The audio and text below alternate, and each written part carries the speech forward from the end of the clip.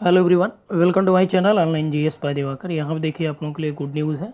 और जैसा कि ये न्यूज़ आप लोगों ने पहले ही देख भी लिया होगा, ये आपका 2 दिन पहले का न्यूज़ है। ये एक राजस्थान लोक सेवा आयोग के द्वारा प्रवक्ता की भर्ती आई हुई है।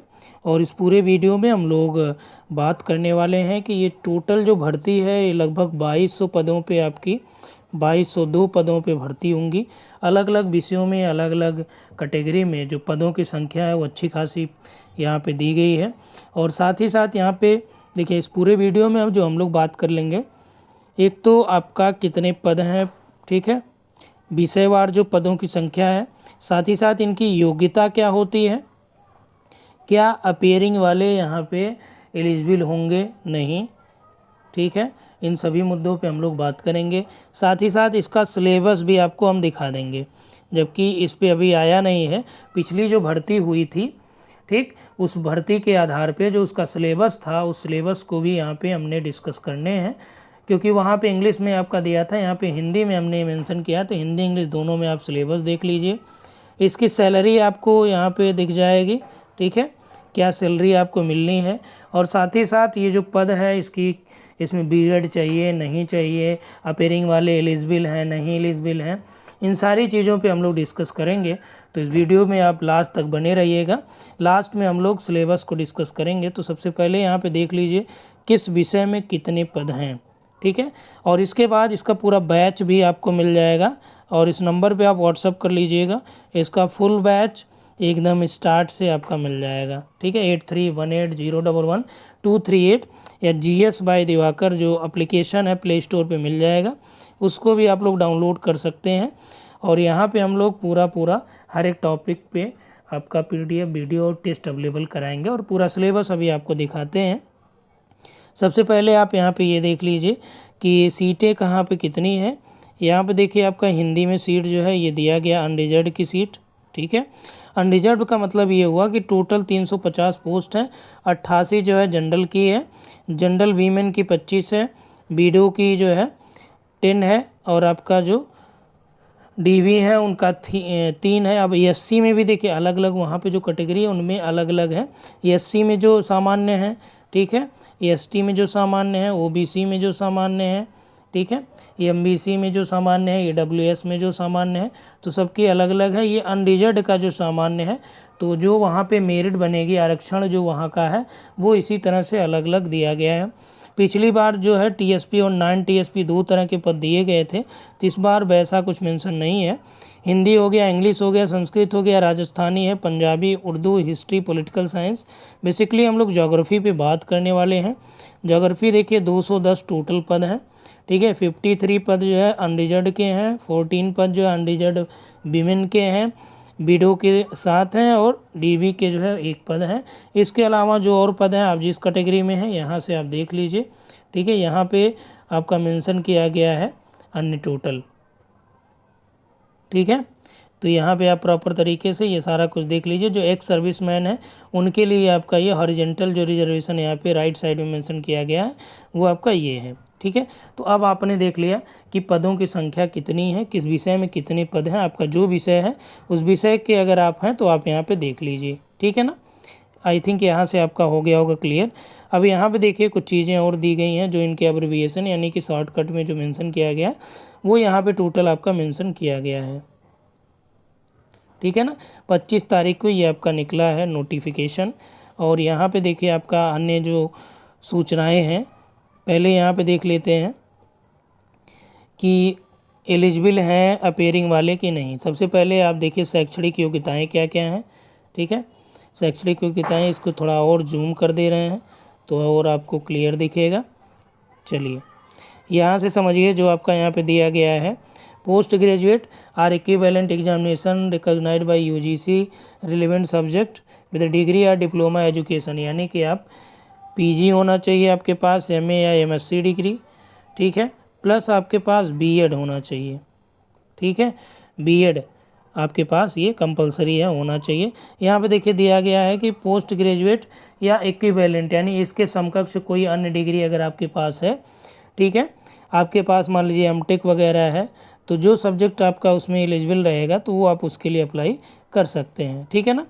ये देखिए आपका 1 से 11 तक का ये मेंशन किया, 13 और 15 के लिए मेंशन किया गया है। ये आपका योग्यता है। 12 नंबर जो होम साइंस वाले हैं उनके लिए आपका मेंशन किया गया है। 16 नंबर में देखिए जो साइंस वाले हैं, zoology, botany, microbiology, biotechnology, life science, bio science, इनके लिए आपका यहाँ पे मेंशन किया गया है। जिनका बीकॉम एमकॉम हो उनके लिए आपका ये मेंशन किया गया है। ठीक है ना। तो 20 नंबर में देखिए आपका ग्रेजुएट या जो बीपीएड वाले, फिजिकल एजुकेशन वाले, उनके लिए। तो आपने योग्यताएं समझ लिया कि नहीं। इसमें देखिए आपका यहाँ पे मेंशन नहीं किया गया है कि जो अपेयरिंग वाले हैं उसके बारे में। फ़िलहाल आगे हम लोग देखते हैं। देखिए यहाँ पे दिया गया है कि पद की जो शैक्षणिक अर्हता के अंतिम वर्ष में परीक्षा में सम्मिलित हुआ हो या सम्मिलित होने वाला व्यक्ति भी आवेदन के लिए पात्र होगा। इसका मतलब ये है कि जिनका रिजल्ट जो है अभी आना है या जो एग्ज़ाम जिनके हो गए, एग्ज़ाम जो देने वाला हो, तो इसका मतलब अपियरिंग वाले भी यहाँ पे एलिजिबल हैं। ठीक है। तो अपियरिंग वाले भी पात्र होंगे, किंतु उसे आयोग द्वारा प्रायोजित प्रतियोगी परीक्षा से पूर्व शैक्षणिक अर्हता अर्जित करने का सबूत देना होगा। इसका मतलब ये हुआ कि अगर आप एग्ज़ाम दे लिए, एग्ज़ाम देने के बाद रिज़ल्ट आना है, तो ठीक है, रिज़ल्ट आने से पहले ठीक है आप जो है जो आपका पीजी हो या बीएड हो उसको आप पास कर लिए हों। ठीक है ना। तो ऐसा यहाँ पे मेंशन किया गया है। और जो मैट्रिक्स लेवल यहाँ पे दिया गया है, ये 4800 ग्रेड पे की भर्ती है। इसका मतलब कि लगभग जो आपकी पेमेंट बनेगी वो 70,000 के ऊपर बनेगी। ठीक है, 70,000 से ऊपर टोटल मिला के। अलग अलग शहरों में जो एचआरए वगैरह होगा, तो बेसिक इसका जो है, ठीक है, बेसिक इसका और प्लस जो है एक्स्ट्रा जो आपका वहाँ पे बोनस वगैरह मिलते हैं उन सभी को जोड़ के 70 प्लस आपकी पेमेंट वहाँ पे 4800 ग्रेड पे बनेगी। ठीक है। अब ये आपका लेवल 12 का है जॉब जो आपका है। इसके अलावा आरक्षण की हम लोग बात करें, अब देखिए एज की बात करें तो जिनका उम्र 21 से लेकर 40 वर्ष से कम हो वो यहाँ पे अप्लाई कर सकते हैं। सीटों की बातें हमने कर लिया, योग्यता आपने देख ली, शैक्षणिक योग्यता भी आपने देख ली, उम्र भी आपने देख ली, और आरक्षण भी आपका कितना, महिलाओं के लिए सामान्य महिला जो है 5 वर्ष का उनको छूट है, यानी 45 साल तक वो यहाँ पे अप्लाई कर सकती हैं। ठीक है। SC ST OBC WS इन सभी को 5 वर्ष की छूट दी गई है। जो राजस्थान के हैं, अदर स्टेट के जो हैं उनके लिए कोई आरक्षण का प्रावधान नहीं है। केवल अन्य स्टेट की जो महिलाएं हैं उनके लिए यहाँ पे थोड़ा बहुत आरक्षण, यानी कि जो एज में आरक्षण है वो यहाँ पे दिया गया है। ठीक है ना। ये सारी चीज़ें होगी। अब देखिए चयन प्रक्रिया कैसे होगा, यानी आपका सलेक्शन किस आधार पे किया जाएगा। तो सलेक्शन के लिए आपका जो एग्ज़ाम होगा, ठीक है, और एग्ज़ाम के बाद जो है वहाँ पे जो भी आपका मान लीजिए नॉर्मलाइजेशन, स्केलिंग या मॉडरेशन जो पद्धति की ज़रूरत पड़ेगी, मान लीजिए 2 शिफ्ट में होता है, तो जो पद्धतियों की आवश्यकता होगी उसके आधार पे आपका जो रिजल्ट निकाला जाएगा। और उसके बाद जो लिखित परीक्षा में प्राप्तांक हैं उसी के आधार पे आपका वहाँ पे चयन किया जाएगा। ठीक है ना। तो चयन का माध्यम या जो पैटर्न है वो कैसा है वो आगे हम लोग डिस्कस करते हैं।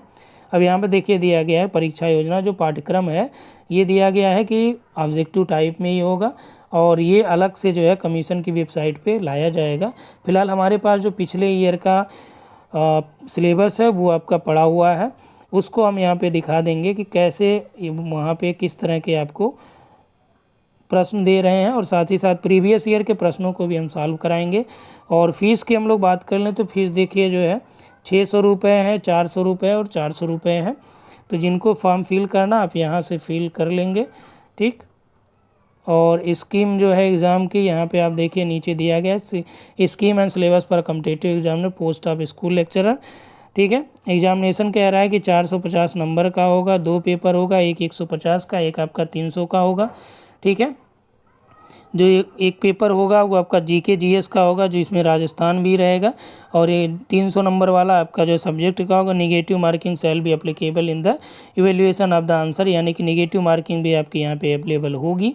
ठीक है। और 1/3 आपकी निगेटिव मार्किंग होगी। ठीक है ना।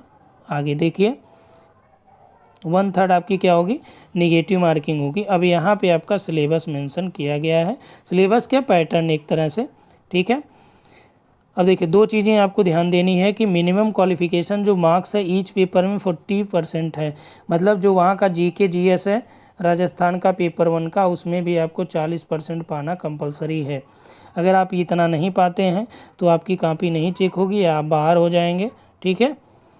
अन्य जो कैंडिडेट वहाँ पे हैं जिनको आरक्षण मिला है 5% का यहाँ पे रिलैक्सेशन दिया गया उनके लिए। ठीक है ना। अब यहाँ पे देखिए जनरल स्टडीज़ का जो पेपर होगा 1.5 घंटे का होगा। History of Rajasthan in Indian history special emphasise on Indian national movement, यानी कि भारतीय राष्ट्रीय आंदोलन पे विशेष जोर रहेगा। मेंटल एबिलिटी टेस्ट, यानी कि आपका रीजनिंग मैथ भी आपका यहाँ पे पूछा जाएगा। ठीक है ना।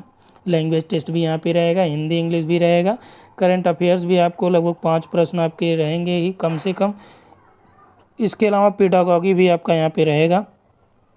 ठीक है। Educational psychology, educational management, educational scenario in Rajasthan, Rajasthan का children to free compulsory education act 2009 जो है।